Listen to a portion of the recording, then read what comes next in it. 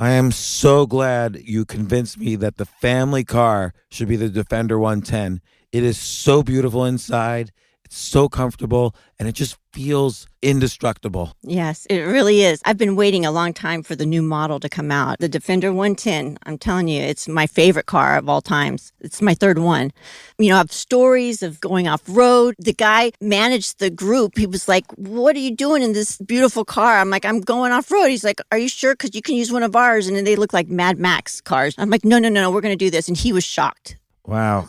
Well, it's great because the Defender has been reimagined for 21st century adventure, and its unparalleled off-road ability as well as its robust interior are invaluable whether you're headed towards uncharted territory or just a weekend of exploration. The Defender 110 tackles challenging surroundings with absolute confidence. The SUV conveys strength outside and in, featuring peerless technology like an intuitive driver display and an award-winning infotainment system. That's my favorite part, to keep you connected no matter where the journey takes you. Adventure is unique to everyone, and so is the Defender. Choose from the two-door Defender 90, the four-door Defender 110, or the larger Defender 130 with the ability to seat up to 8 passengers. You'll find uncompromising performance in all three. So pack up and go even further with the Defender 110. Learn more at LandRoverUSA.com/Defender. These days, we're all investors, trying to be smart with our money despite our worst impulses. But at iShares, we believe that deep down inside of every investor is a better investor. One that's just waiting to be let out. Explore iShares ETFs and insights and let your best investor out.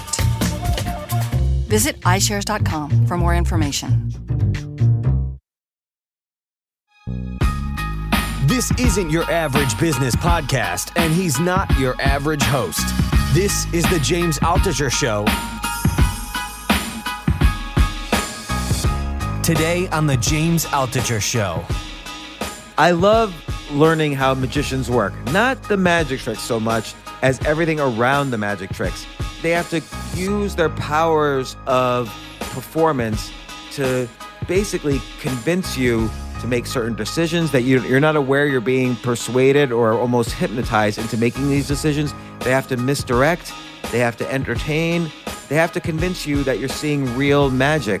And the techniques for that are not just good for magic, but they're good for public speaking. They're good for, in my case, I've experienced them in stand-up comedy, but also in everyday social situations when you want to wow and amaze people or persuade people or create a feeling of anticipation around what you're going to say and do. Anyway, I talked specifically with the magician, Steve Cohen, not my old producer, Steve Cohen, but another, or not the billionaire, Steve Cohen, or not the congressman, Steve Cohen, but Steve Cohen, the magician, who I once saw do a magic show many years ago. He's really great. He's done 5,000 magic shows in New York City. Some of the stuff he's told me just blew my mind. And then he even did a trick on me. Here's what he did. He listed 5 things. I had to say 4 things that were true and 1 thing that was lying, and he picked out the lie instantly. He describes this and many other techniques, very specific techniques that are useful, not just sleight of hand stuff, but useful techniques for controlling whatever situation you're in. So here's the great magician, Steve Cohen.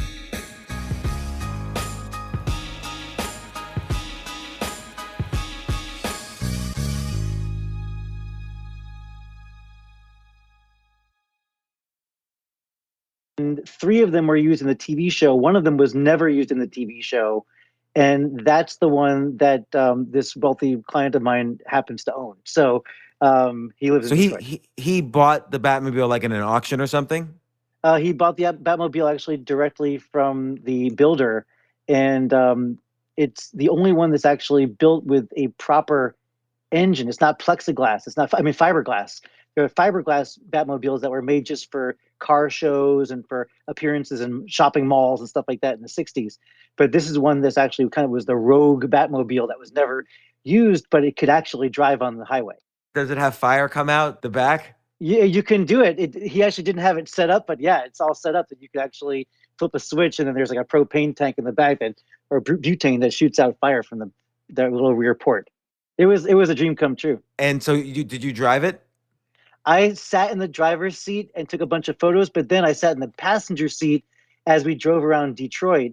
And here's the part that's interesting. So the guy who owns it uh, asked if I wouldn't mind looking behind me. There was a SUV, a black SUV that was being driven by his security guy, who's like an ex FBI CIA guy, to make sure that we have security, because when you're driving around downtown Detroit, you're in trouble already. But then if you're driving around in the Batmobile, it's an extra level of craziness.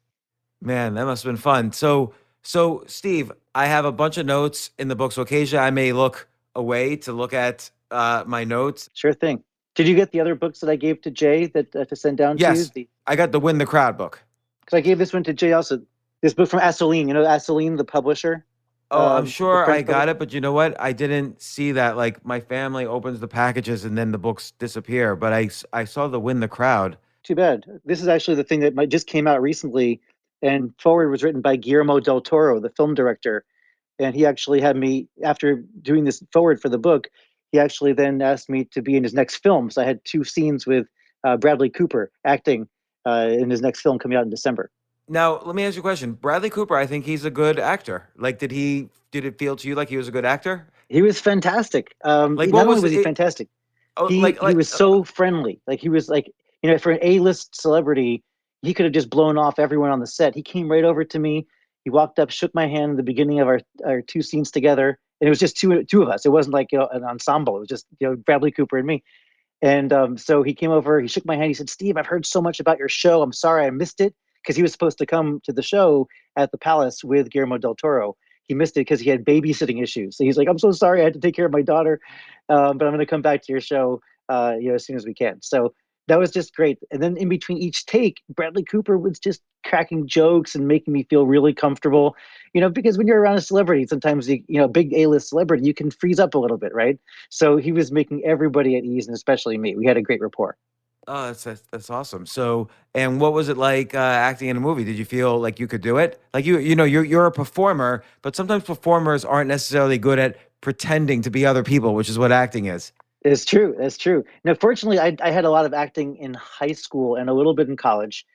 So, I understand the idea of getting into a part, but I had what would be considered a cameo. It was an uncuttable cameo, is what Guillermo del Toro called it. So, I didn't really have to do too much character development or training for that part. The one thing that was great about being in the film was learning how to be directed by an Academy Award winning director. And that's a whole different experience. For example, there was one scene where I was leaning in towards Bradley Cooper and we took the shot and everything. And then after that, then Guillermo yells, "Cut." And he says, "Now I want you to do the same scene again, exactly the same, but put all of your weight on your back foot, on your left foot." And I didn't think that would mean anything different. I mean, what's the difference between putting your weight on your front or putting your weight on your back? But it actually shifts the dynamic between the 2 characters, even that small shift of weight. And it really made a difference for the overall picture of the screen. So even though it feels like you're only moving 4 or 5 inches, that even the 4 or 5 inches to the camera and to the eye, it looks like an entirely different scene. Wait, so I'm trying to understand. So you were leaning towards Bradley Cooper in this scene, and obviously in most situations, someone would put all their weight on their front foot or most of their weight on their front foot. How do you put your weight on your back foot in that situation, and why would it make a difference? Okay, so I talk about this in the book, Win the Crowd. So if you put Yes, your feet at a you talk 45 a lot degree about. angle, right? Yeah. And so now you're probably your pressure of your weight is balanced pretty evenly. And so if you put your weight on your back foot, on the curved foot, the angled foot, you end up kind of leaning back away. Your shoulders almost leaning away from the audience, right? It's a little bit unsettling, right? It feels a little bit like you're off balance. I'm doing it right now, and I know I'm doing it because I'm actually lifting up my front foot. Right, you're almost on your toe, right? And so you feel like you're almost off balance, like you're leaning back, like maybe someone's about to push you. And in that dynamic for that particular scene, it was better if I didn't look like I was too eager to help this guy. But when you're performing on stage, like when I'm performing on stage, I hardly ever am leaning back unless I want to create a rest position. And with magic, it's all about tension and release, creating those peaks and valleys of interest. So it's a similar thing in comedy. You know that better than Yeah. anyone, James. Right? So if you're always getting people too riled up, they can't relax. So it's helpful sometimes when you lean into an audience and then you can lean back to let the moment kind of just settle and kind of gel.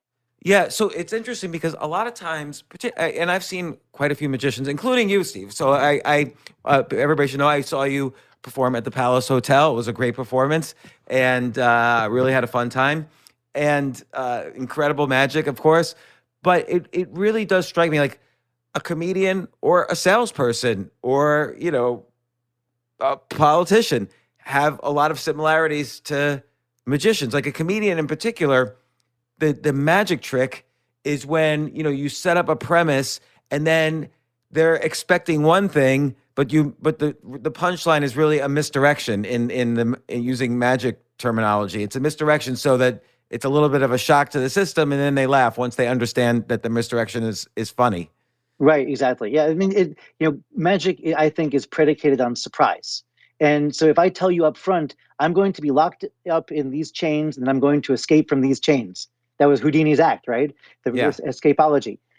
There's nothing really magical about that. I mean, it's very impressive that someone can train themselves to do that, but there's no surprise at the end. So I don't know if you can call that magic. It may be more of an allied art of magic. But magic really needs a surprise, and like a punchline in a joke is clearly a surprising ending, right? But it's always better if it's not telegraphed. And so I think that's where the beauty of magic is that people are expecting one thing, they get hit with something else, and that's where the kind of cognitive dissonance arises and makes you laugh and makes you surprised. Well, that's the key thing is the real meaning, the real truth in what's happening can't be telegraphed until the last possible moment. So the real trick, for instance, let's take the Houdini example. He says in the beginning, I'm going to lock myself in this thing and there's going to be chains around and it's going to go underwater and I'm going to be in a straitjacket. And then he's down there too long. So it almost feels like the audience is thinking he didn't succeed. We got to break him out. And it's going on and on and on. And then let's say he falls from the ceiling all wet while the crate is still down there. Well, here's the best version of that, James. And this is very vivid memory for me from the 70s when I was a little boy. Doug Henning, remember the hippie magician, illusionist with the mustache and this sparkly suspenders. He actually did a version of that Houdini water torture cell on one of his television specials where he was locked inside of the water tank upside down. They put a cloth in front of it. By the way, I think I remember watching this, but go ahead. Right, and this was riveting. It was riveting television. Yeah. And the clock is ticking. They're saying Houdini's best time was 1 minute and 35 seconds or whatever it was. And now it's ticking past that, beyond.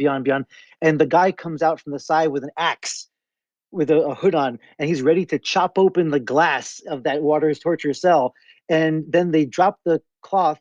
The cell is empty, and the guy holding the axe was Doug Henning. So he had escaped and become his own savior.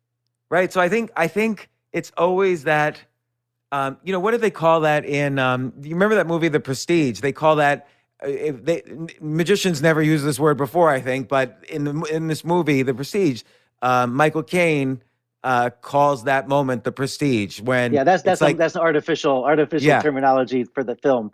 But right. But I like it's a nice way meaning of it.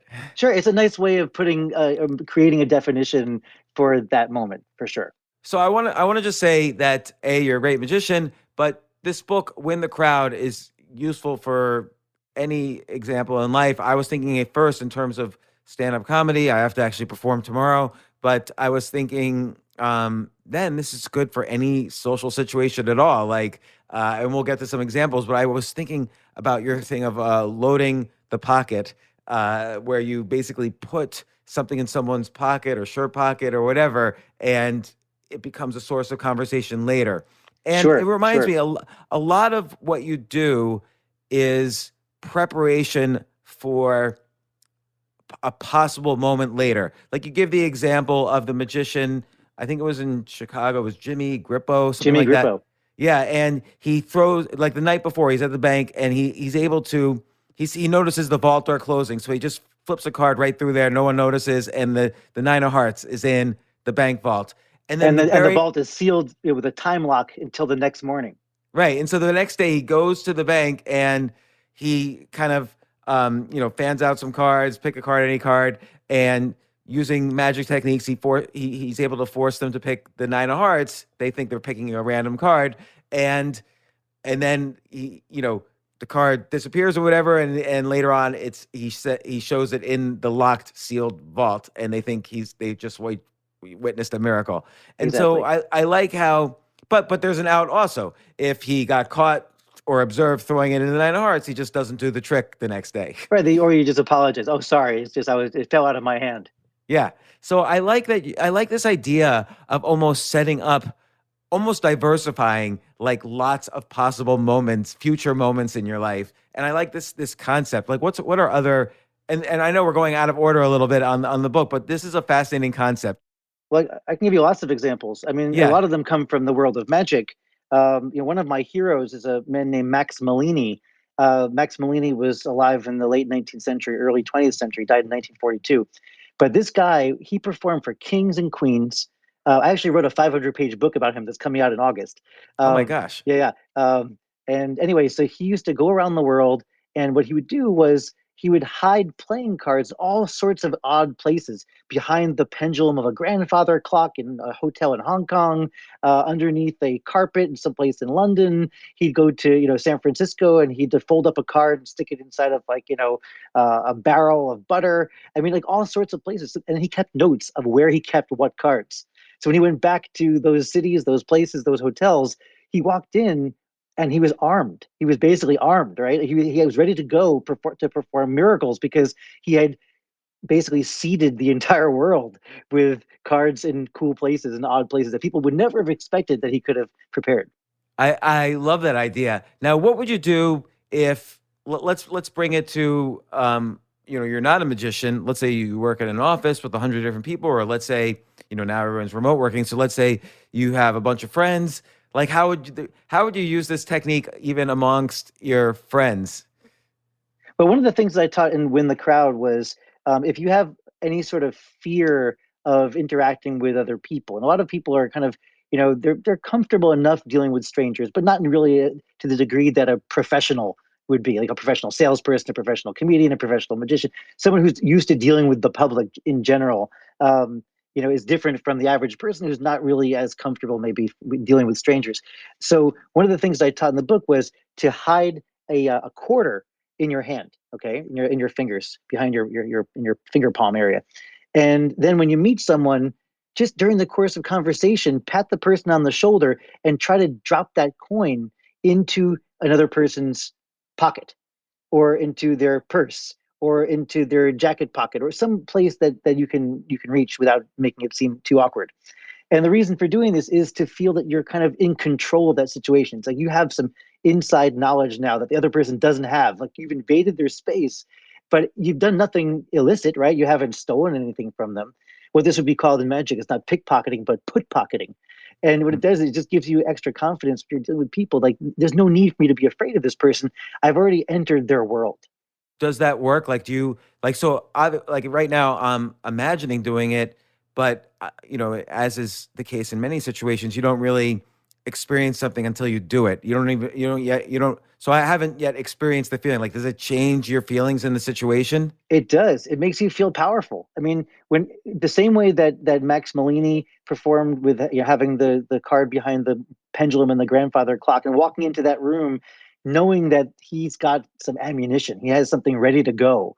It gives you a kind of a sense of confidence that you probably haven't felt before, because it's almost like the tingling anticipation before meeting someone on a date for the first time. Like, you're like, what's this going to be like? How's it going to go? Don't worry, I've got this covered. That's how it feels.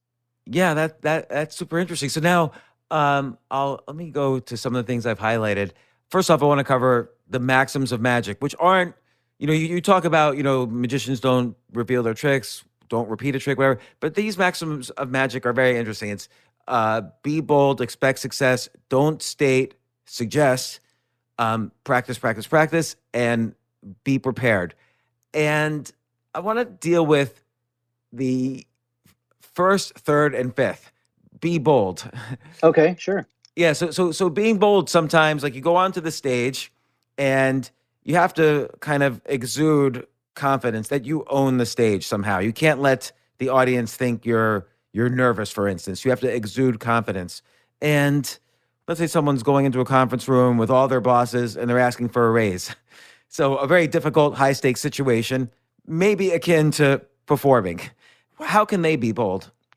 In this case, I wouldn't necessarily call it being bold. What I would talk about in this case is giving the person a sense of confidence. And the way that to do that, at least what I do, first thing is to be familiar with the surrounding, the physical surroundings.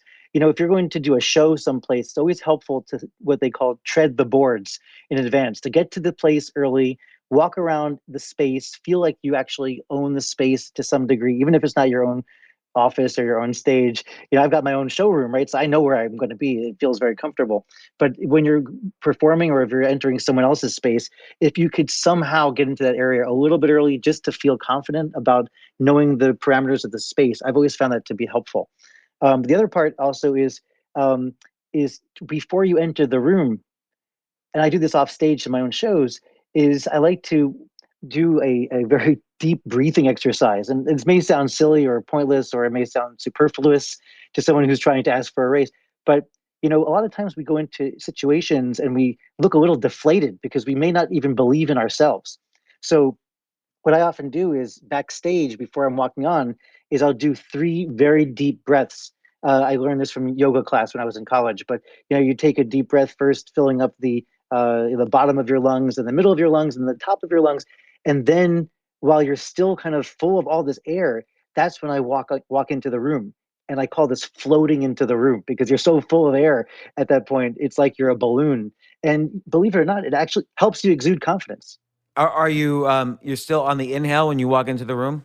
Yeah, I'm like just at the peak of being fully expanded. So obviously at that point, then you want to probably let it all out. But but that would make you look a little deflated. So I like to walk in at the peak of that last breath, and then I walk right in with a nice big smile. And you must be exhaling while you walk in. I don't like to exhale. I mean, I just walk in. I mean, obviously you have to eventually exhale, but I don't like to walk in looking like I'm like going, oh, here we finally are. It's more like I'm walking in with this great, almost like a theme song in my head.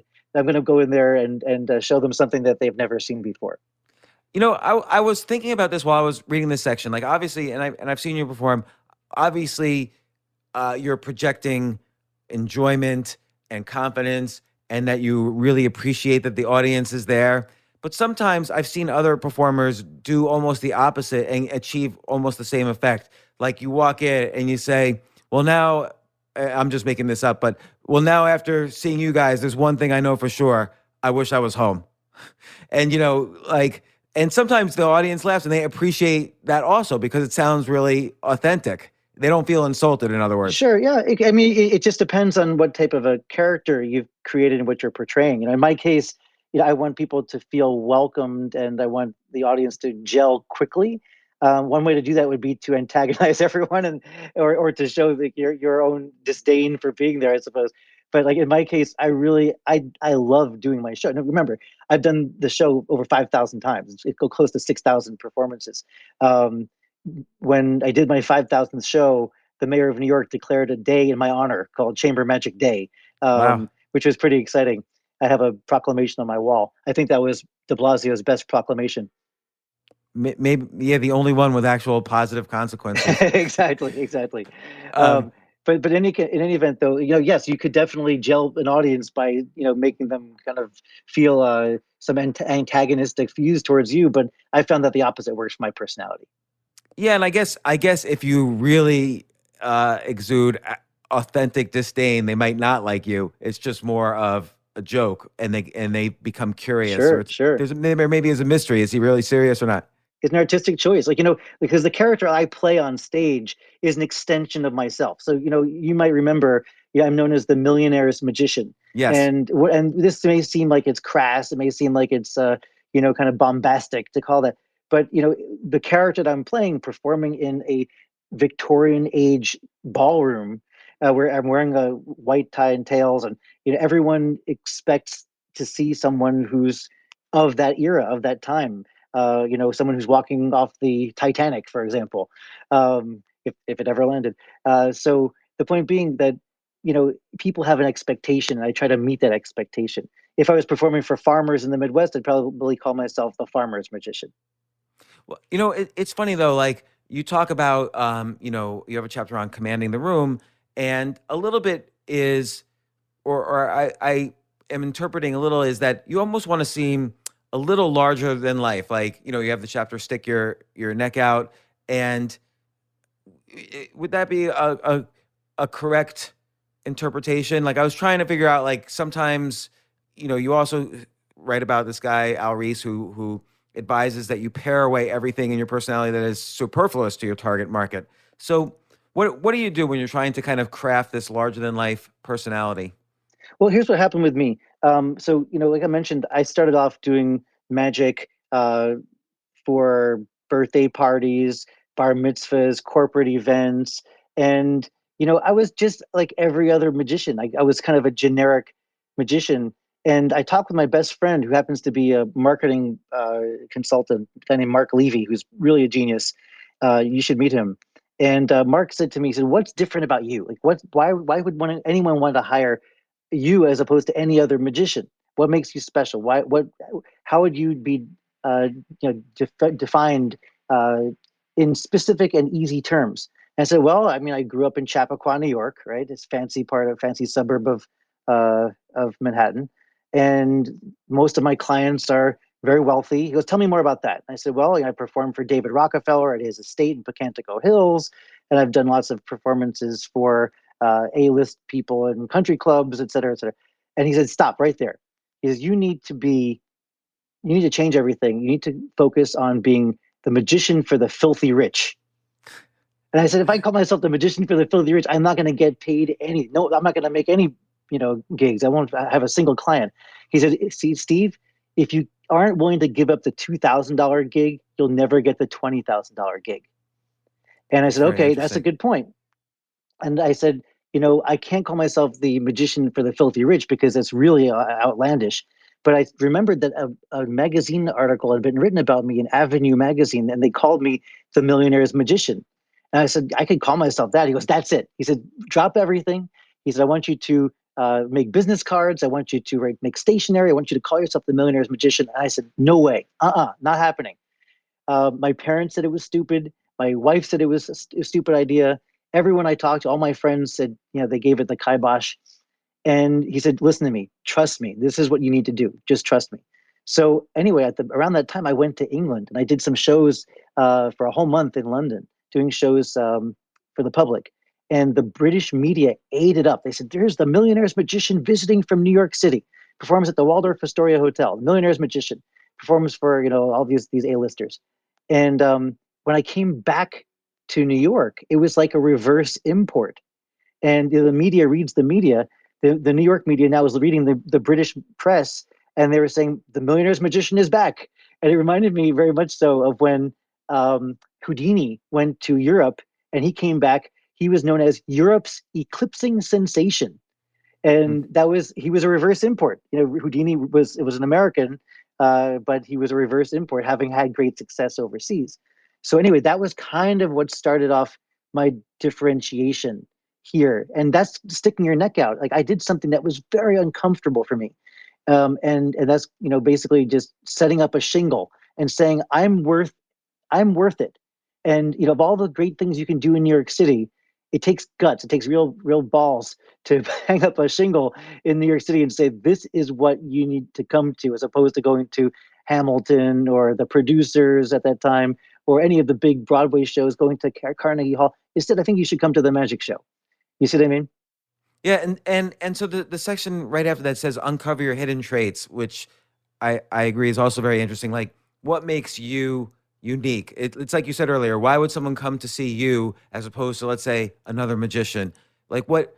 So on the one hand, there's the branding, the Millionaire's magician, but then there's kind of the inner stuff that Sure. what makes you unique as a personality or as a magician, and what would you say were those hidden? And by the way, you describe this as a process of self-discovery. I think everyone should do this because Yes. not everyone's going to go into wear a clown suit and go into a conference room and ask for a raise. Of course Like, not. it's not about that. It's about bringing out these traits that are integral to who you are but haven't been revealed yet. That's right. Yeah, it's definitely a process of self-discovery. Obviously, everyone has a true self, kind of an inner core, and we're often confused about who that is. Now, I happen to find my inner core very young. Knowing it very young allowed me to refine over the years. But I know people who are my age, I'm 50, who still are working on that. They still don't know exactly who they are, and they're kind of just floundering and wandering, and it's very confusing for me. Like, why what's taking you so long? But I guess certain people have their own path. What do you think your like, what were your hidden traits that you uncovered even at such a young age?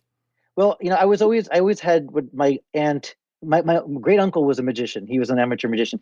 And his wife, my Aunt Viola, once said to me, Steve, you know what you have? You have the gift of gab. And that stuck with me. And so I always knew I would be a talking performer.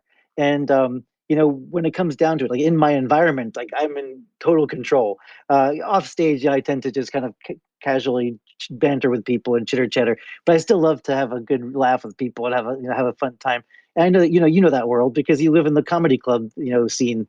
There's certain people that are just really good with banter, and I love that all the back and forth and the Broadway Danny Rose, back groove. Like for me, that's what life is worth living for. So for me, like finding that part was integral. Knowing that I had what was called the gift of gab. But the other part was knowing that I was dedicated enough to practice, and finding that part of myself, knowing that I'm not shy about saying it's going to take me 10,000 hours, for example, right? Just pulling out a random number here, 10,000 hours to learn how to do this invisible sleight of hand move that no one will ever see. But I'm fine with that. That's the crazy thing about being a magician is that the art is concealing that art. So I'm working so hard to create something that you'll never see, and I'm fine with that. And that's also why you don't have a chance because I've put in, let's say, 10,000 hours for something that takes maybe a 3-second interval of your time. So what are the odds of you actually catching me on that? Right? It's an unfair advantage. It's interesting. You mentioned the practice maxim. And one of the subsections when you talk about that is practice your outs. And I think this is incredibly valuable. Do you want to describe what outs are? Because, by the way, this is great for entrepreneurs. This is great if in a social situation. This is great if you're asking for a raise, but it's particularly important for magicians. Yes, I can explain what an out is.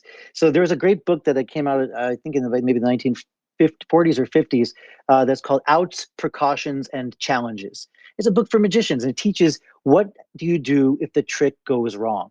What do you do when the trick goes south? What happens if you have an audience that challenges you and they're aggressive and they purposely foul things up? So, the idea of a magic show is you always have to come up with a successful conclusion. Otherwise, it's not a magic trick. It's not magic. It's tragic.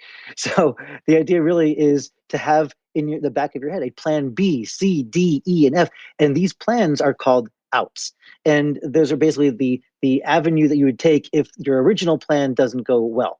So the difference being that you should never let the audience know that you're going down one of those outs. So if a trick goes wrong, I shouldn't be like, oh, rats, it fouled up. But here, let me resolve it. That's a really poor way of doing it. What you need to do is you need to live in the moment, right? You need to be using kind of a time to your advantage with situational awareness so that you're kind of like seeing what's happening before it happens and looking back at yourself kind of almost from the future to see where it's going and say, oh, crap, this isn't going the way I need to go. I'll stay calm. I'll stay collected. But now I'm going to take plan B and the audience will never know the difference. And that's really what the key is, that it's a seamless transition into plan B or C. And it might be a branching anagram, right? Where like you're going from plan B and then go, oh, plan B isn't working either because these people are on to me. Now I'm on to C. But again, it has to be seamless. People can't know that there's anything that's off kilter. And that's really where the practice comes in. So you have all of these different outs ready to go, and they're planned and not a surprise to the performer. What I notice, for instance, in the comedy world is that sometimes someone will slip up the wording in a joke and have to, and like you say, you can never admit it. You never could say, wait, let's rewind. Let me start that joke over. And you have to kind of just roll with what you're doing. But then that in itself becomes funny somehow. Like and I've seen Louis C.K. Slip on some words and then go off into a whole other segue based on the word usage that he did. It seemed like an accident. And then you realize later, or when I was thinking about it later and analyzing the performance, I realized that was probably planned. His plan B was actually what seemed like his plan B was actually his plan A, probably. Right. Absolutely. I've heard that about Louis C.K. And that's isn't that brilliant that what appears to be a mistake is actually the intended route. That's really great. I've never done it that way precisely, but with magic, it's there's a trope in magic which is the magician is in trouble. And because the magician is in trouble, apparently, then the audience gets really, they lean in from their seats going, oh, how is he going to get out of this? But that trouble was actually premeditated. So, that it's almost, it's such a trope that it's almost callous to do that to an audience, especially if people are seasoned magic watchers. And, these days, because of the world that we live in, people have seen a lot of magic on YouTube or on Penn and Teller's Fool Us or other shows. People are kind of getting hip to that idea of, okay, this guy's not really messing up. He's trying to he's playing with my heartstrings. But the funny thing is, I've had situations where I've genuinely messed up a trick, and the audience goes, okay, we know that you're just messing around with us right now. What are you really trying to say? And I'm like, no, I genuinely messed up. And so they're like, no, come on, really. And I'm like, no, really, I really did this up. So, that does happen. The more you perform, the more likely that sort of the percentage is going to be that you'll have a foul up. But, you roll with it. You say, this is live theater. We're going to just keep moving on.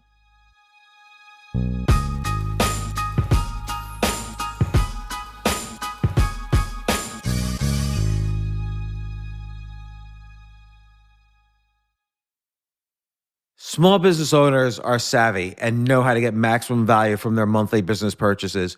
The enhanced American Express Business Gold Card is designed to take your business further. It is packed with benefits and features like 4 times membership rewards points that automatically adapt to your top 2 eligible spending categories every month on up to $150,000 in purchases per year. So you earn more where your businesses spend the most. Plus up to $395 in annual statement credits on eligible business purchases at select shipping, food delivery, and retail subscription merchants. So with flexible spending capacity that adapts to your business and access to 24/7 support from a business card specialist, you can continue to run your business with confidence. The Amex Business Gold Card, now smarter and more flexible. It's got the powerful backing of American Express. Enrollment required, terms apply. Learn more at americanexpress.com/business gold card.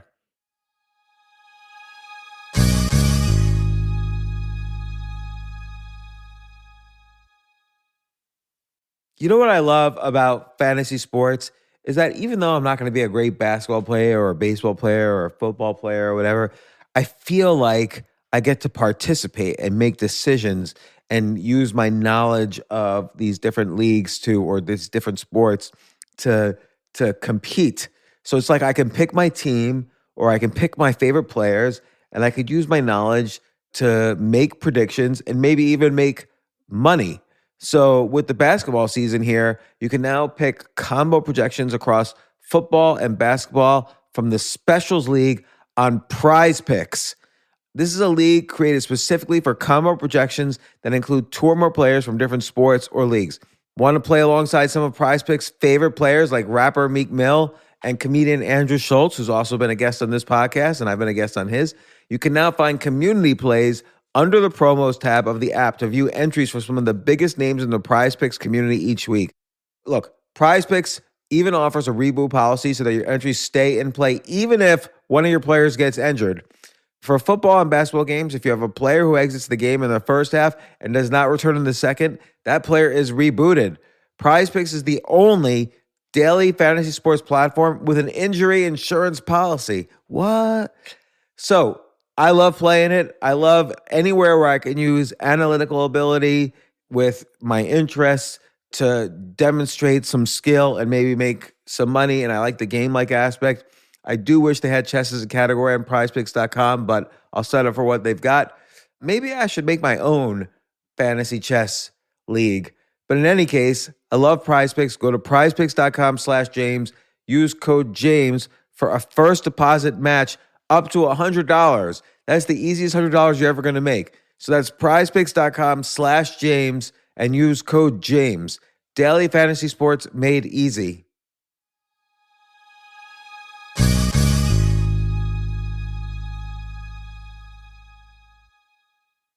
The future of learning is definitely online. Like it's such BS that you have to spend $200,000 or take $200,000 in loans and go to some fancy school when it's useless. It doesn't guarantee you a job.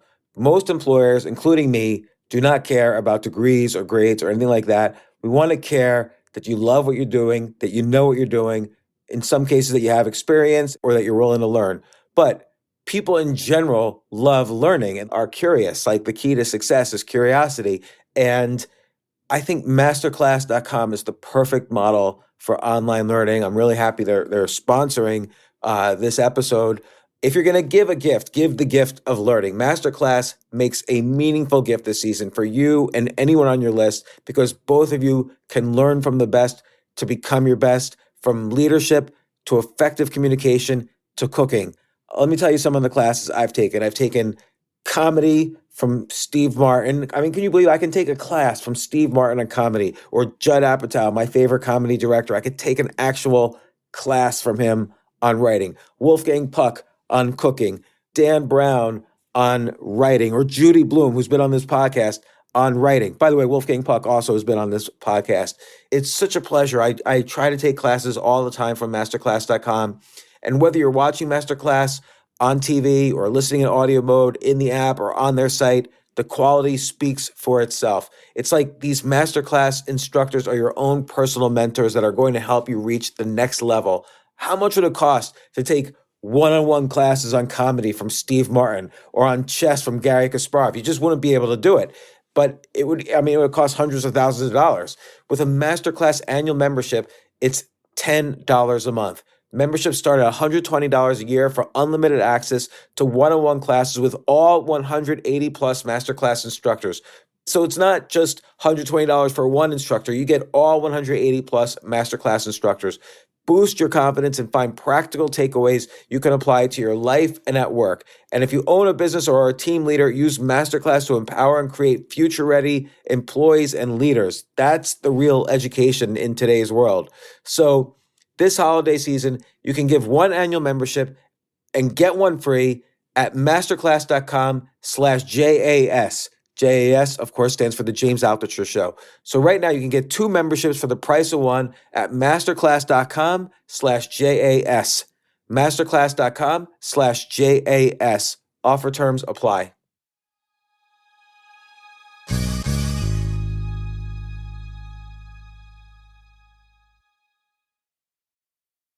How did you become a magician? Like obviously you were interested in it, like every kid is interested in it for some period of their childhood, but then you stuck with it, became obsessed. Like what aspect is talent? What aspect is skill? How did you stay persistent when things were difficult?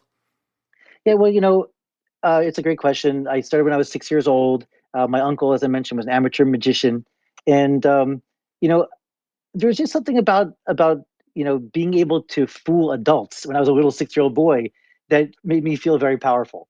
And the problem is that as you get older and you continue to do magic and become an adult yourself, you might, if you're still doing magic for that reason, you're in trouble, right? Because that's very needy. But in my case, I kind of realized that it wasn't about me. I really genuinely enjoyed giving people that reaction. I got a kick out of watching the reactions of the audience's faces because you can, if you're a comedian like you can make people laugh, right? That's your currency. Hopefully. Yeah, I haven't seen your act recently. But if you're a musician or you can make someone tap their toes. But what a magician does is a magician makes you wonder. And you didn't get a chance to see my new book, but my new book from Asseline, it's basically a book full of photography of audiences in shock, having watched my magic show. And you see these black ovals, which are basically the people's mouths open because they're in such awe. And I'm not saying that it's because I'm such a great magician. It's because magic as an art form can generate that reaction. That's what magic does. It makes you feel like your bottom has dropped out and I just don't know where I am anymore. Am I living in a dream? What's going on right now? So that's, for me, that was like a drug. And I wanted to get more of that. And I wanted to give people more of that gift. So all through high school, I was performing birthday party shows, like I mentioned. When I was in college, I went to Cornell which I think you went to Cornell too. Am I wrong? Yeah, in saying yeah. that? When did you start there? I'm a little older than you. Okay, yeah, I went there from '89 to '93. Okay, so I graduated in '89, but I stayed the summer, so it could be the case that we overlap for one day Yeah, there you go. at Cornell. That's hilarious. Go Big Red. And anyway, even at Cornell, I was doing shows. I did a show for Carl Sagan, who was a professor there at the time. You probably remember. Yeah, and I saw that in the book, so I actually, was curious if we were there at the same time. But Oh, that's um, hilarious. Yeah, yeah. yeah, I'll tell you the funny story about Carl Sagan. So when he called me, it was I think it was the winter of my freshman or my sophomore year, and I got a call during winter break, and the guy on the other line of the phone said, "Hi, this is Carl Sagan. Can I speak with Steve Cohen?" And I thought this has got to be a prank of one of my college friends. Like there's no doubt in my mind that it's one of my college friends. And I picked up the phone, and sure enough, it was really Carl Sagan. And he asked me if he had heard about my close-up magic, and he wanted to know if I could come in and perform for a group of visiting astrophysicists. And I was a little nervous because these are some of the brightest minds on the planet, right? These are some of the really brilliant minds in science. And so anyway, I came in, I gave my performance, gave a lecture about sleight of hand and misdirection, and at the end got a standing ovation, which for me was like one of the highlights of my career, not just as a college student, but my professional career. And believe me, that was the afterwards, highlight of your college career as well. I'm sure. oh yeah, for sure, by far, by far. But then the best part though is I asked him afterwards. I said, Professor Sagan, do you think that you could write a letter of recommendation for me? Because coming from you, that would mean a great deal to me in my career. And he said, I'd be happy to write it for you. I said, okay, well, here's my address. He goes, no, I'll hang on to it. I said, well, what do you mean? What if I want to give it to someone? He said, I'll send it to them if it's necessary. I said, well, can't I have it? He said, don't worry, Mr. Cohen, it'll be in my vault. And my vaults will remain for a very, very long time. And anyway, then he passed away, and I never was able to get that letter of recommendation. Oh my I gosh! So contacted his wife, his widow, and it just we couldn't find it. So anyway, it's lost to antiquity. you should have said you should have said, look, even if you hide it from me, I'm a magician. I'm going to be able to get it, and then maybe he would have given it to you. I know. I was thinking about that actually, right? Like Kreskin, right? Kreskin would have his paycheck hidden anywhere in the auditorium, and then blindfolded, he would go around the auditorium and locate his own check. And by the way, Kreskin also would say, if I can't find my check, then I don't get paid for this gig. Oh, that's That's funny. confidence, right? That's confidence. Now, people wouldn't think he would know in advance that it was there, where it was. No. I mean, because there was a committee of people that they would confer amongst each other, and they would hide it in some cockamamie place. Like they would hide it, inside the stuffing of one of the person's seats in the auditorium. That they'd like tear it open and then sew it back up, or they'd hide it inside of the flute of someone in the one of the flautists in the orchestra pit. You know what I mean? Like someplace that's really unlikely to find, and he And would unfailingly find his check. how would he find it? That's something it's called muscle reading. To put it, kind of in the broadest terms, it's something where you touch the person who knows the answer and let their subconscious muscles push you in the right direction around the theater. That's the cloaking of it when you're watching it on stage. And is that possible? That muscle reading? Could your muscle reading be so fine tuned that you can really feel where their muscles are kind of pointing? Theatrically, yes. It's certainly possible in a theatrical setting. It would be very difficult for someone who's not trained to do it. I mean, there are subconscious signals that we give off all the time. Like you probably are familiar with the pendulum, where the automotor cues from your fingertips are making the pendulum swing or turn into a circle or stop, move in all sorts of shapes, like an infinity shape. So it certainly is something that we're capable of doing. But on a stage, of course, we can exaggerate and we can make things even more theatrical. So you have a chapter about or a section about reading people. Like maybe describe that a little, because that, of course, is something that people are fascinated by. There's lots of BS books about reading body language, and there's some real techniques out there that work. And what have you found to actually work and be good in any situation? Sure. Well, one of the things that I do in the show is I give the illusion of being able to read people's minds. And you might remember I have everyone in the audience. And this is at my shows at the Waldorf and my shows at the Palace Hotel, where everyone is, asked to write down some secrets about themselves, whether it's, where they had a secret tattoo, or maybe they have some crazy addiction, or maybe they did something odd in their high school summer vacation, and things that there's no possible way I could know, things that nobody could find about them on Facebook or on social media, things that only they would know. And then I go around the room one by one and start to nail every one of those with 50 or 60 people around the room, and I'm telling this person, your dog is named Penny, and you kissed a girl named Holly, and you have a tattoo of an anchor on your left ankle, and all these sorts of things.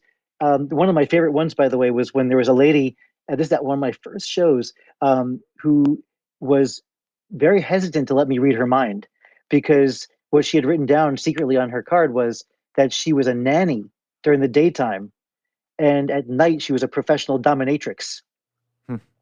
And nobody in the audience was expecting that, and certainly not me. So you saw these ladies in the front row turn their heads around and staring at the lady afterwards who had written that, and in utter shock. And that's and you did this from reading them, or did you was there some other trick involved, like you knew who put what into the hat? Oh no, I never know anything in advance. That's the brilliance of my methodology for this particular trick. And again, I'm not going to give away any of the secrets, but there is a secret to it. It's a very intricate one. And there's no technology, no hidden cameras. I can do this in the middle of a cornfield. Some people say, "Oh, you must have cameras planted around the room or hidden devices." No, my methods actually go back to easily the 1400s, so the 1500s. People were doing this sort of demonstration for centuries. But to answer your question about reading people, obviously most people are not going to become mentalists or mind readers or magicians. One of the things that you can really pay attention to is what I like to call the clenching of people's jaws, and also the directions of people's eyes. And when people feel tension, they tend to clench their jaw. I don't know if I wrote about this in the book, but it's not. If you pay attention, it's very obvious. If you've never seen it before, you'll be shocked when you start to pay attention. But when someone is flustered or angry or upset, they start to clench their jaw, and it changes the musculature of your face. And so you can start to see if someone's lying or telling the truth. It's the same thing with the directions of the eyes. If you ask someone a question and they start to look up before they answer, most likely they're starting to formulate some sort of an answer in their head, not something that they know, but something that they're kind of constructing on the spot. And for example, if I asked you right now, and I can see you on this recording, if I asked you right now, and this may or may not work because we're talking about this, if I said, okay, I want you to tell me 5 things that you did this morning, but one of them has to be a lie. Huh. Okay. So I just looked up, actually, just even thinking about the question, but do you want me to do it? Or? Sure, we'll give it a try. I mean, I guess it's be challenging only because I've already told you what I'm looking for. Okay. But go ahead. And why don't you look at the camera while you're doing it too? Okay, yeah, I'll look at the camera. So I ate 3 hamburger buns. Which I eat a lot of carbs. I watched several videos about chess. I watched some comedian videos, and I kissed my wife when she woke up, and I also asked my daughter how she's feeling today because she had her wisdom teeth pulled. Okay, the only one that you didn't shift your eyes on, which is interesting, was the one where you said I watched some comedian films. So that's really interesting. That's the one that was a lie. Yeah.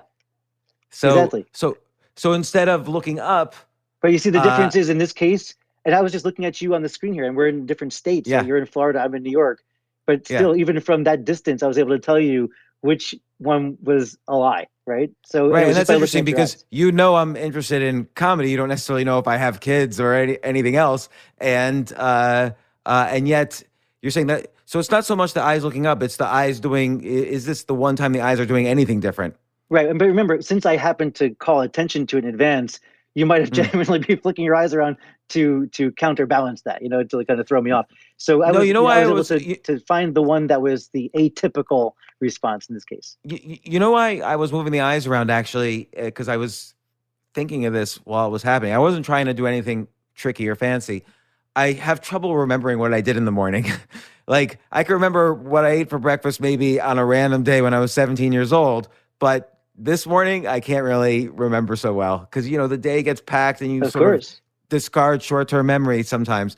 And so, I had to remember I had to think about what I actually did, whereas the lie, I've just made it up on the fly. There you go. You see but you tried hard, but you couldn't give me a porky pie. Yeah, there you go. So, all right. So, but back to what you did to become a magician. Like, what were some of the, let's call them micro skills? Like, what did you have to learn and really practice to get on this road to mastery of your power? Well, I don't know where that power leads me, but I'm not going to overtake the world. But one of the things that I always wanted to do was I always wanted to make a difference, right? So, being a magician is fine, but I wanted to be, a noted magician. I had kind of these lofty dreams of being recognizable, when people think of a magician, they think of me.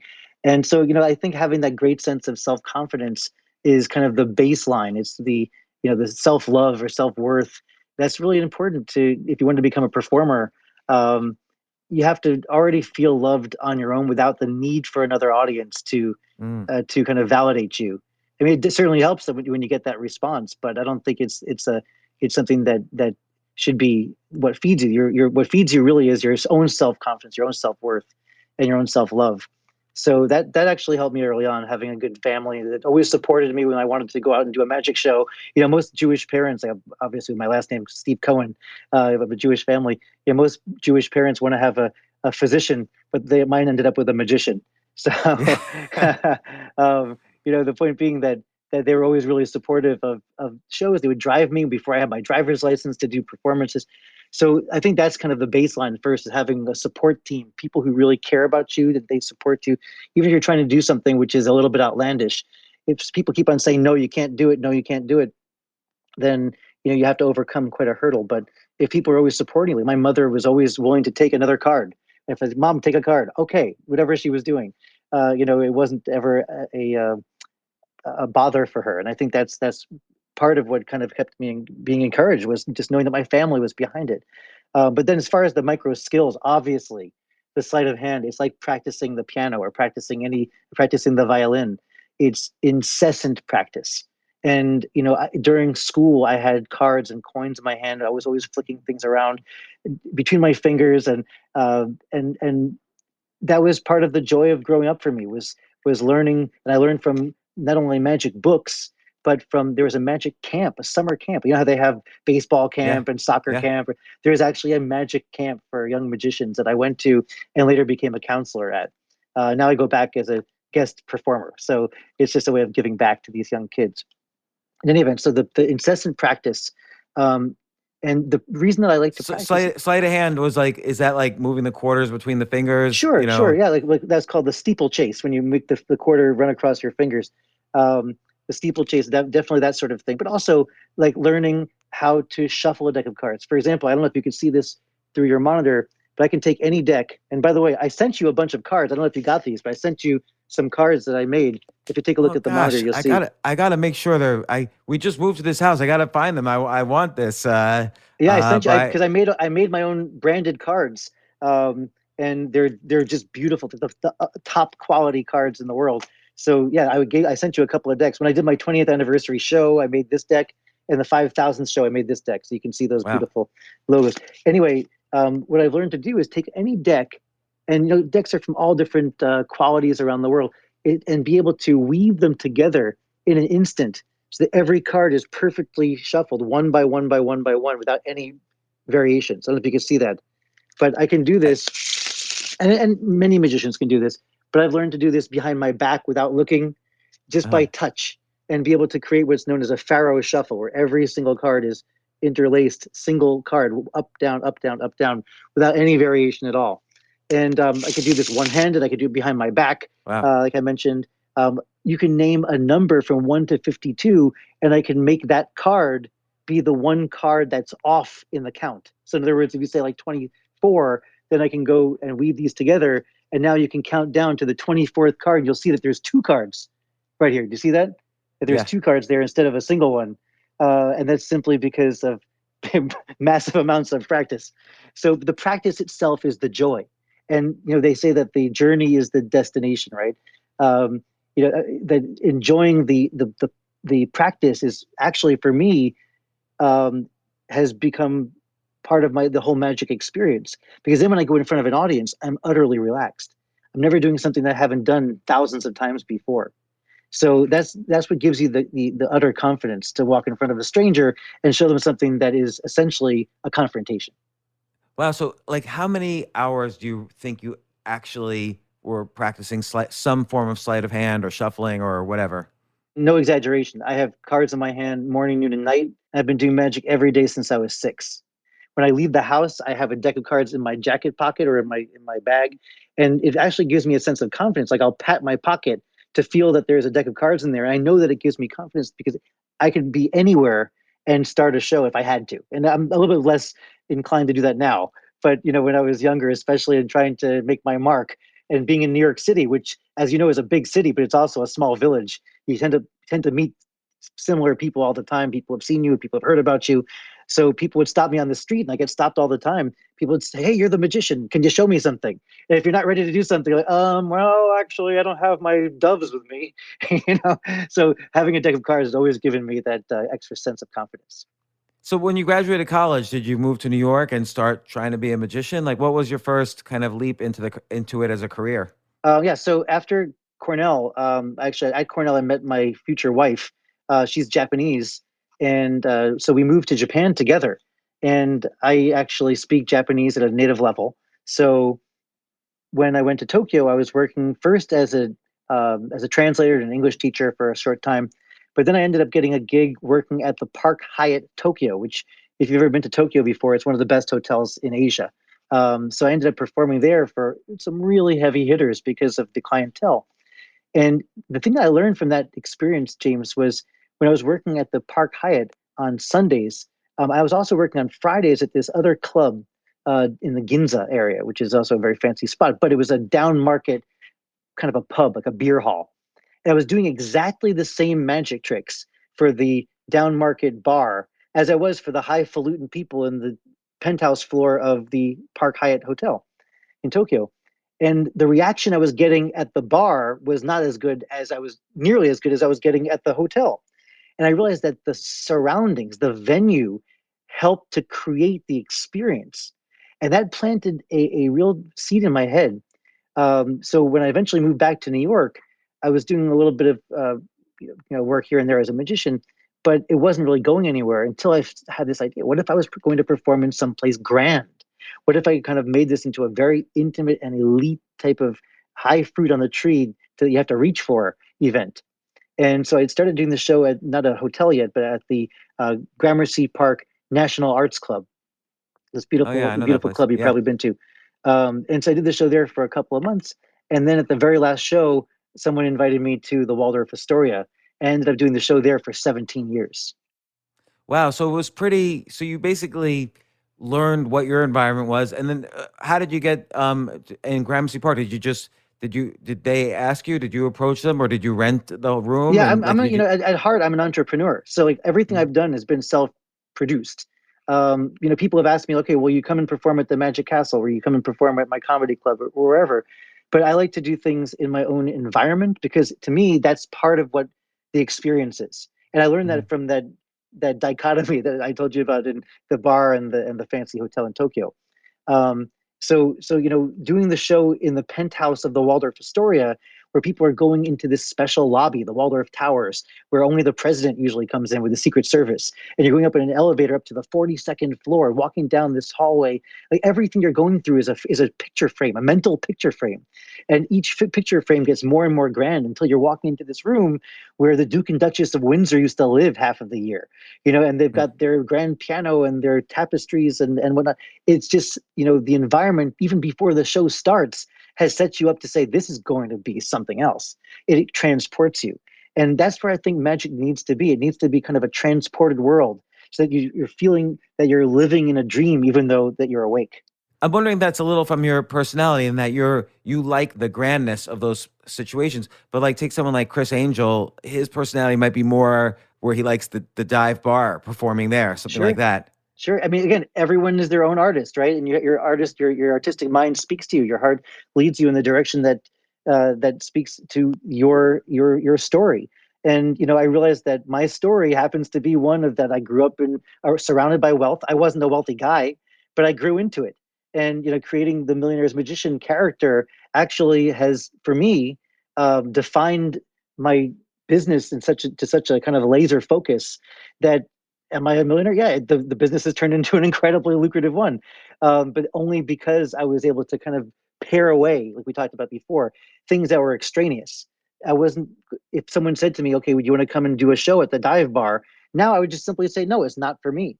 If someone says, "Would you like to perform on stage for 5,000 people, and we'll pay you an exorbitant fee?" The answer is going to be no, because I know I'm not the right person for that. And now I did do a show, having said that, at Carnegie Hall. I'm one of the first magicians in about 75 years to do a one-man show at Carnegie Hall. Wow. But that was the smaller hall. They have a 250 seat theater. So I did and that show sold out in about 2 hours, which is really very flattering. But having said that, though, I kind of know my limits, and I think that's partially what an artist needs to be able to do, is to know where you excel and to put yourself into that environment. Yeah, like what would you say are your limits? Like, let's say what separates you from, for instance, a David Blaine who has, you know, really hit this, A-list celebrity factor. Sure. Well, David and I have known each other since we were 14. We both met at the Yeah, you Magic Camp. mentioned you were a consultant to him as well. I was a consultant on one of his two of his shows, and then also we've known each other as friends since we were 14 years old, because we met at the Magic Camp that I told you about. We were both It's campers funny. there, which is hilarious. And he's been very supportive and very gracious over the years. When my first son was born, David Blaine sent us a beautiful baby gift, which is something you don't usually give, but he gave us a cashmere outfit, all cashmere, for my son, for my baby, and a cashmere teddy bear. And so if you have kids, which I know you do, having to wash vomit out of cashmere is not really that much fun. But anyway, so going back to David Blaine, he's been greatly supportive, a really good friend. But we focus on different things. I'm trying to create a fantasy of you're meeting a master of magic. In his world, in his case, I think that David Blaine is already considered to be a magician, but he's showing things that are human oddities, or things that shouldn't be able to be done by the human body. But he's able to pull them off nonetheless, like sticking a spike through his bicep, or swallowing frogs, or staying underwater for 15 minutes. These are things that people shouldn't be able to do, but he's able to do it. And I remember going to see David Blaine's show in Brooklyn, when he did a show at the King's Theater several years back. And I was on a subway coming home from Brooklyn, and there were a bunch of people in the subway car that recognized me, because they said, "Oh, we've been to your show at the Waldorf Astoria. Oh, we're glad we have you here. Tell us how David Blaine did everything." I said, "I'd be happy to. It's easy. He just did it. He swallowed the frogs. He stayed underwater. He stuck a needle through his bicep." And so, I'm happy to help him, perpetuate his myth, because he's doing the real work. And, in my case, I remember I've done the bullet catch. Unfortunately, you didn't get my new book, but there's a whole chapter in there about when I did the bullet catch trick for my TV special on the History Channel. And I ended up in the hospital, because there are some things. I ended up with a shard of glass that was between me and the shooter.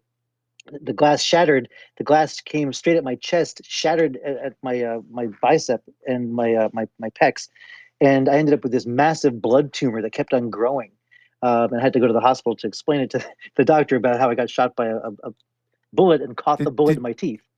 Did you have to stop the show? That was fortunately a TV show, so we were able to just stop the shoot right there. But we captured everything on camera. You saw me go down. You saw me go to the hospital. It was pretty crazy. But the reason I bring that up is that, having done that, having risked my life, and having learned that, yes, this has consequences, now I stick to the illusion of danger, the illusion of some sort of suspense, so that this way there's no true danger to myself, my family, because this is not a blood sport. It shouldn't be. It's meant to be entertainment.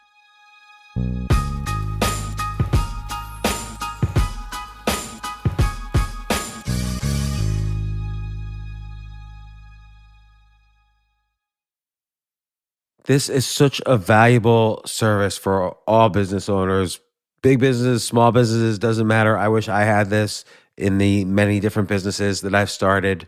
Sometimes it seems like your business is humming, but then suddenly you don't understand it. You're starting to fall behind. You're not understanding where your costs are, where your revenues are, where your payments are. Teams are buried in all sorts of like BS work, and you can't seem to close the books. So you need like one dashboard, one source of truth. I'm jealous of this business, NetSuite from Oracle, of course, NetSuite by Oracle. I wish I'd come up with this idea. It's a brilliant concept to have all your business intelligence on one dashboard. This is why you need to know these three numbers: 37,000, 25, and 1. So 37,000, that's the number of businesses which have upgraded to NetSuite by Oracle. NetSuite is the number one cloud financial system, streamlining accounting, financial management, inventory, HR, and more. 25. NetSuite turns 25 this year. That's 25 years of helping businesses do more with less, close their books in days, not weeks, and drive down costs. 1, because your business is one of a kind. So you get a customized solution for all of your key performance indicators, your KPIs, in one efficient system with one source of truth. Manage risk, get reliable forecasts, and improve margins. Everything you need to grow all in one place. So right now, download NetSuite's popular KPI checklist designed to give you consistently excellent performance absolutely free at netsuite.com/James. That's netsuite.com/James to get your own KPI checklist. netsuite.com/James.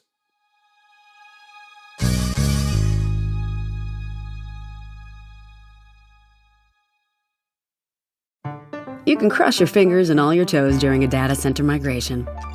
You can knock on wood, pluck a dozen four-leaf clovers, or look to your lucky stars for a successful office expansion. You could hold your breath, shut your eyes, and say all the well wishes to help avoid cyber attacks. But none of that truly helps you. Because next level moments need the next level network. With the security, reliability, and expertise to take your business further. AT&T Business, the network you can rely on. So you're saying with Hilton Honors, I can use points for a free night stay anywhere? Anywhere. What about fancy places like the Canopy in Paris? Yeah, Hilton Honors, baby. Or relaxing sanctuaries like the Conrad in Tulum? Hilton Honors, baby. Ooh, what about the 5-star Waldorf Astoria in the Maldives? Are you gonna do this for all 7,000 hotels and resorts? When you want points that can take you anywhere, it matters where you stay. Hilton for the stay. Click the banner to join Hilton Honors for free today. You know, you mentioned earlier you have the gift of gab, and you realize it early on. And I like some of your suggestions for people in terms of taking command of the audience or the situation. You have this one: ask a personal question back. So if someone gives you a compliment, you turn the conversation back to them. Like if someone says you're the best magician I've ever seen, you say, thank you. Have you ever been to Las Vegas? You'd love the shows out there. So I like this technique. Yeah, this is something I really highly recommend that people check out. You know, there's a magician who I actually learned these ideas from originally from, I believe he lives in New Mexico now, or perhaps Arizona, named Kenton Nepper. He put out a booklet and a series that was called Wonder Words. And his idea was that you can take verbal patterns and make these do some dirty work for you. And one of those is the method that you just mentioned, which is to kind of respond with a question. Because, you know, really, if you're always absorbing this praise, right, it makes you feel good, but it makes the other person feel like they're left out. So you can then flip it back to the other person. They give you praise, give them some thanks, but then respond with a question back to them. And finally, it will ultimately include them back in the conversation. Another Wonder Words technique that I think is really great is combining two commands with the word "and" between them. And the example would be, for example, let's say I have a piece of rope, and I say to someone in the audience, "Sir, would you please hold this piece of rope?" The guy can say no, right? He might say, "No, I don't really want to hold this rope." Or if I say to this gentleman, "Sir, please stand up," right? He might be like, "Why would I want to stand up? It'd be an embarrassment in front of all these people. I don't want to put myself in the limelight."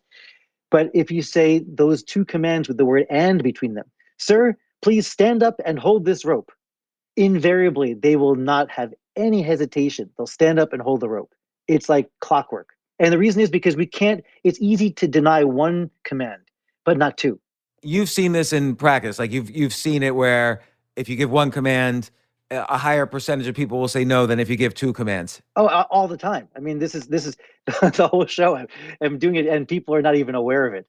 So, the basic example would be, please take any card and show it to your friends. That's an easy one, right? I've had other people say, no, I'm not going to show it to anyone, but take any card and show it around, or take a card and put it in your pocket. This way I know they're going to take it without looking and put it into their pocket. So by just stringing two commands together, it just short circuits the ability to deny either one of them. You could try it with your kids. For example, you can say to them, take out the trash and mow the lawn. I mean, maybe they're not going to do both of those, but do your homework and I'm just thinking this. My kids don't do their homework, so this is not going to work. Good for them, by the way. But you get, yeah, thanks a lot. But you get the idea. Just try it. Here's a better example. So, put away the dishes and hang up your laundry. Those may be too much of a distraction, but you'll just experiment and you'll find ways to get your children to say no less. I wonder how you can use this technique in comedy. I've never tried. You're definitely a better joke writer than me. So I don't know. Your act was very funny, by the way. I was thinking you're a natural comedian. Thank you. It's funny you say that. I don't see myself as a funny person. I watch comedians like you, and I'm in awe of the ability just to stand on stage without any props and be able to command an audience and just keep the rhythm and the flow going. So I commend you on that, and you're really a master of that. Oh, thank you. What other comedians do you like? Oh, you mean aside from you? Yeah, exactly. One of my I've actually tried to get her to come to the show. I had Peter Sagal from NPR. Wait, don't tell me, came to my show once, and I was thrilled. He was just so great. And I asked him if he could help me get Paula Poundstone to come to the show. And I've tried to get her to come. She still hasn't come yet. But I really like Paula Poundstone's ability to do crowd work. She's so good at that. And that one of the parts of my show, Shaper Magic, is 20 minutes of crowd work, where I'm doing that mind reading segment I mentioned earlier. And the ability to just stand on your feet, not know where you're going, and really just be an artist in person is, for me, just a joy to watch. So I love seeing people like Paula Poundstone do that. Now, you also have the OR technique, which is a technique actually I've used, and now I realize after reading your book that it's an actual technique. But you want to describe that one? Yeah. Well, I mean, how have you used it before? I could explain it, but how have you used it? Okay, so like if I'm giving a talk and I might approach the audience and say, listen, I came prepared with 3 different talks. I could talk about, let's say, Bitcoin or entrepreneurship or your relationships. And I always know, and then I'll say them again, and I'll use the or, and they'll have to clap for each one that they want. I always know that they're going to pick the last one. Okay, that's interesting. Yeah, oftentimes there's the idea of primacy and recency, right? And so the most recent one that they hear, which is the last one, is the one that they'll clap for the most. It's kind of a common thing in that sort of way. You put your hands over people's heads, on stage. The last guy will be the one that usually gets the most applause. But the way that I use the word "or" is when you're offering someone almost like a false option. So, for example, would you like to shuffle these cards, and the person goes, no, don't worry about it. And the answer, I see what you're the saying. word after the "or," they fill in their own head, which is the word "not." So, would you like to shuffle these cards, or, and then in parentheses, not. And the people respond, they fill in that last word in their own head, even though you don't say it yourself. So would you like to What if they're waiting for you to finish the sentence? They're waiting for you to finish the sentence, and then they complete it for me. And that seems like they made their own decision. So, for example, would you like to shuffle these cards, or did I shrug my shoulders? And they go, no, don't worry about it. I say, okay, terrific. Well, you had the chance. And, maybe I didn't want them to shuffle the cards because I have them set up a special way or arranged, or maybe there's, some order that I preordained. Maybe the top card is one that I want to keep there. For example, if I wanted to do a second deal and keep the top card on top, while pretending to deal off the top card and dealing the second card instead. So if I say to the person, would you like to shuffle the cards, and they go, no, okay, terrific. And I'm all set for my next demonstration. And it feels like I gave them the chance. Yeah. No, that's interesting. And then what's like what would you say is like a real world situation where you can use this? Oh, yeah, I don't remember what I wrote in the book. Maybe you've read it more recently than I have. This book, I wrote quite some time ago. But was there an example that stood out to you? I could go back to some of the examples I had included in the book. I just don't remember off the top of my head. I call this the or trailing, because like you're starting a sentence and then you're not really finishing it. Yeah. So let me see. I'm gonna find it in the book. Uh, Oh, here it is. I got it. I got it. This is a yeah. good example. I just found it. I have my own book in front of me as a reminder. So, for example, let's say that you're having I don't know, some French fries or some you're having calamari with your friends at a restaurant, and there's one piece of calamari left. There's one calamari that's on the tray, and you say, "Would you like to eat the last one?" Or Yeah, right, and then people that's go, a good "No, one. don't worry, go ahead." Right, Right. or would you Everybody's mind gonna if say I left a no. little bit early? Or no, go ahead. We're all finished here. You see what I Yeah, mean? yeah. So like it's not as hard as you think to come up with a solution. You have to just think about what you want and then kind of throw the word or in there, so that they say no, they say not. So for example, is there a problem with this? Or the person, no, there's no problem. You see, so there's lots of different ways you can create examples in your daily life. And so, in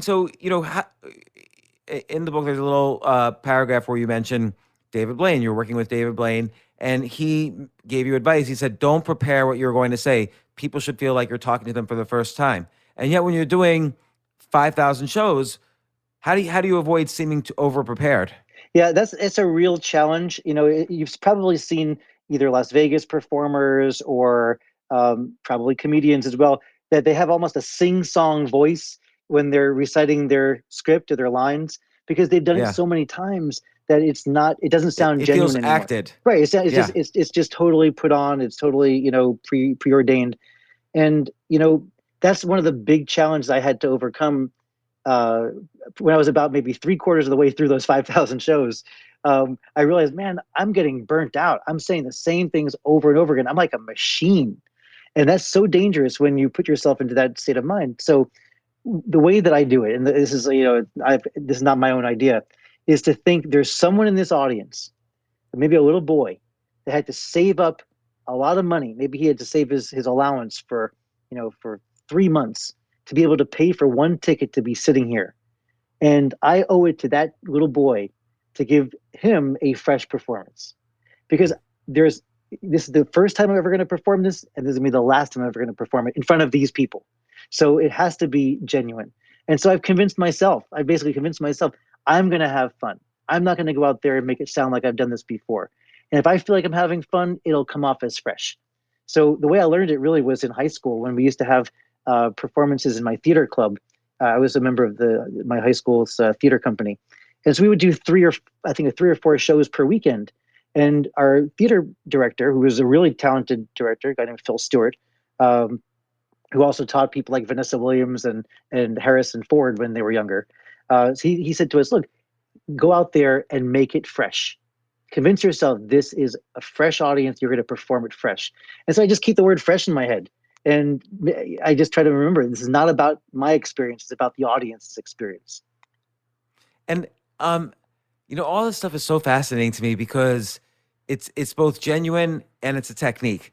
So like I love the left to right technique, and I'm going to start incorporating it in my, like, let's say public speaking or comedy, but you could even incorporate it potentially in any social situation. But describe the left to right principle. Sure. So, we as a Western culture, we read from left to right. Okay. And maybe if you're in another country, in Israel, for example, it would be the opposite.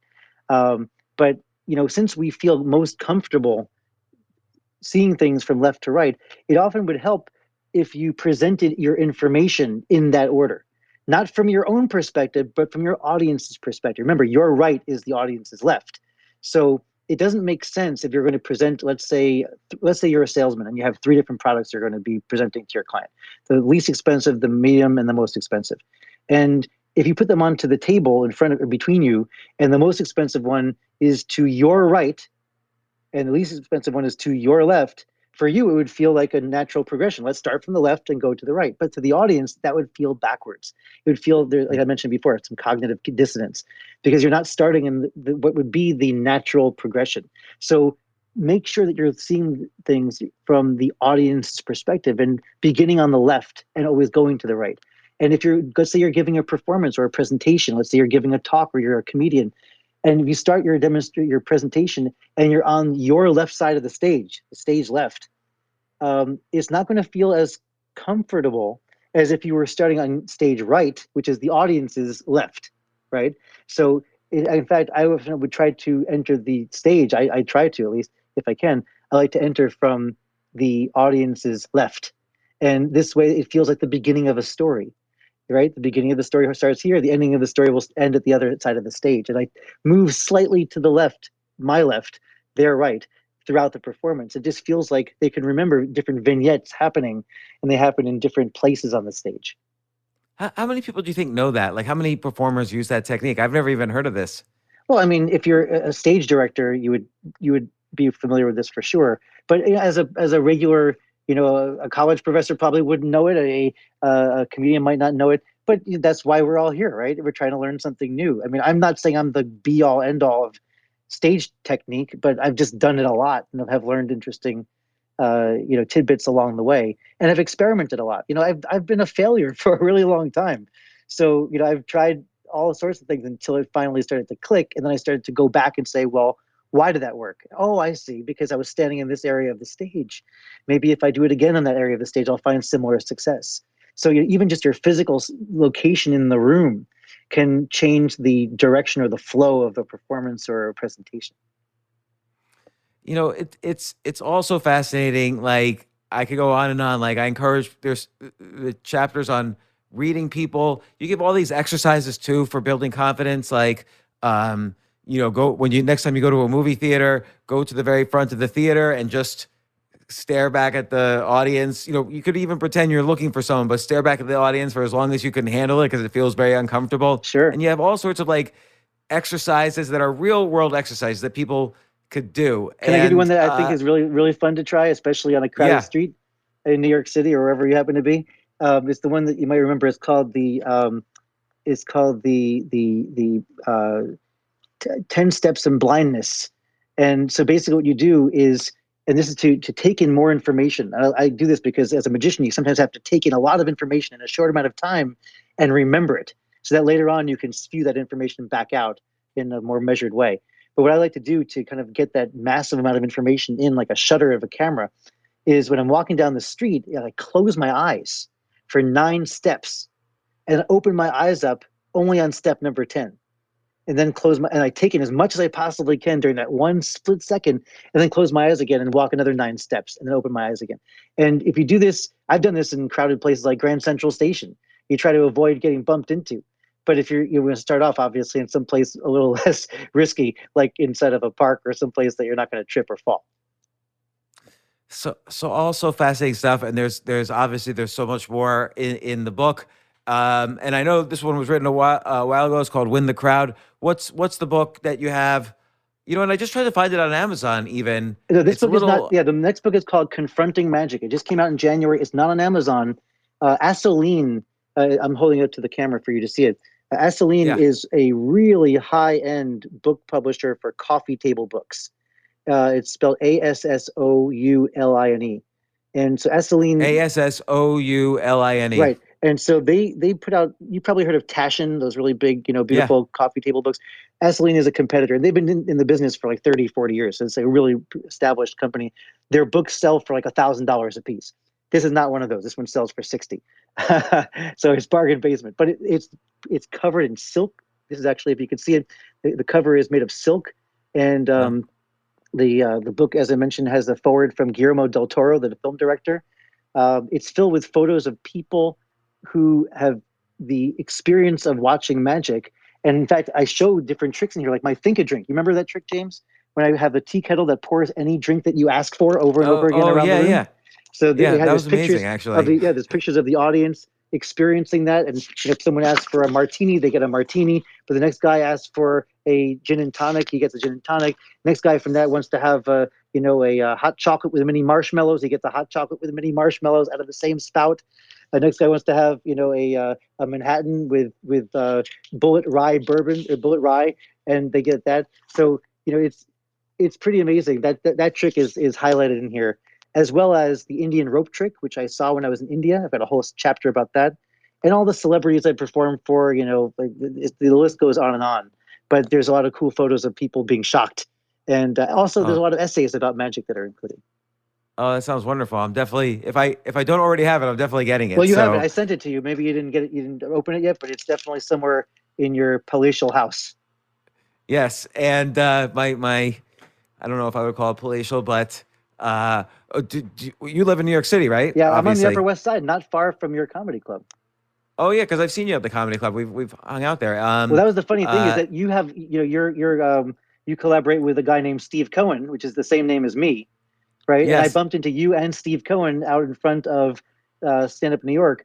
So when one time you had I listened to your podcast, James. I think that's how I first, we first met. yes, Is I bumped yeah. into you You on the reached Upper out to East me. Side, and I was listening to your podcast, and then saw you on the street at exactly the same moment. So it was hilarious. But when I saw a podcast on the queue list, it said James Altucher interviews Steve Cohen. I was like, shit, I must have missed that recording. That's funny. Well, there's a lot of Steve Cohens, and you mentioned, for instance, you performed in front of the multi-billionaire Steve Cohen as well. Yeah, I've performed for Steve Cohen, who owns the Mets now. I've performed for him 3 times. And the funny thing is, I did one trick for him, which was probably the wrong trick to do. I took a dollar bill. Actually, I think I had like $4 or $5, and I changed them all into $100 bills. And Yeah, and he's everyone else like, "What's around the him was like, wow, difference?" that's amazing. And he's like, hey, I do that every single day. Well, he's got a good sense of humor. Yeah, he was a great guy. And so, where are you performing now? How's it going with COVID and stuff? Like, where are you performing? So How can people see during you? the pandemic, I purposely decided not to perform anywhere. I performed 0 online performances, 0 digital shows, 0 outdoor performances. What I did do though is I wrote this book from Aceline, which is it's a real piece of artwork that we worked on really hard, and also a 500-page book which is coming out in August about Max Malini, who happens to be my hero. He's the magician who used to plant the cards all over the world, like behind the grandfather clock Yeah. pendulum. So I've done Oh, I'm a looking forward deep to that. dive into his life. You have to come back on the podcast when that comes out as well. Oh yeah, thank you. Yeah, I hope we get a chance to do that again. And then when things settle down, where do you think you'll be performing? Well, contrary to some people's belief that New York City is dead, I've actually decided to reopen my show Chamber Magic, and it's already contracted. We're starting on June 4th. So June 4th, Great. 2021 Congratulations. is the reopening day. We're doing the first performance as a free event for first line responders. So they'll have a Oh. chance to be thanked, and that's my way of giving back. I did the same thing during 9/11. I did the same thing for first responders down in the World Trade Center area. But it's just my way of saying thank you. So that first show is on June the 4th. But then we're doing shows every single weekend, Friday and Saturday, 7 o'clock and 9:30 p.m. at the Lotte New York Palace on 50th Street and Madison Avenue. Same location. Yeah, that's where I saw you several years ago. That's right. It's great. We both looked a lot younger then. Yeah.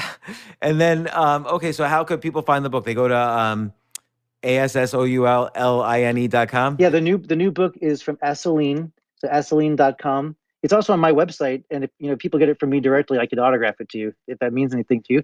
And that's chambermagic.com. So that's where you can find information about my shows too. And actually, it's nice to have a live calendar again, where people can actually buy tickets. But the shows are reopening on the same website, chambermagic.com. Well, and Win the Crowd, by the way, the book that you read, that book came out several years back. That's on Amazon. You can get it as an ebook. You can get it as a hardcover or soft cover. There's all sorts of versions. It's been translated into 7 languages.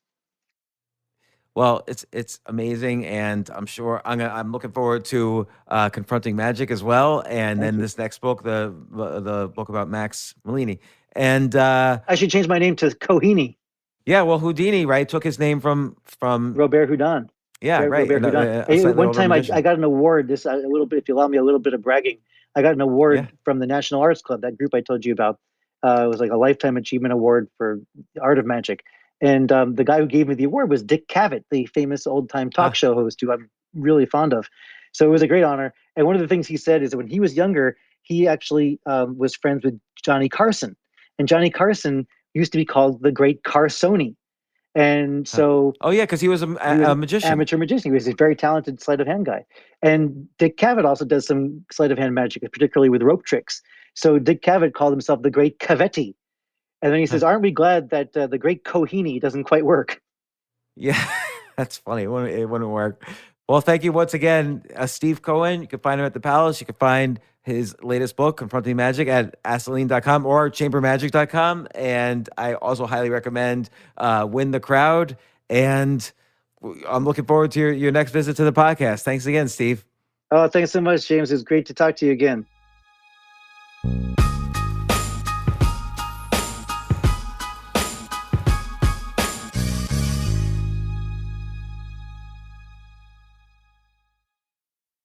So you're saying with Hilton Honors, I can use points for a free night stay anywhere? Anywhere.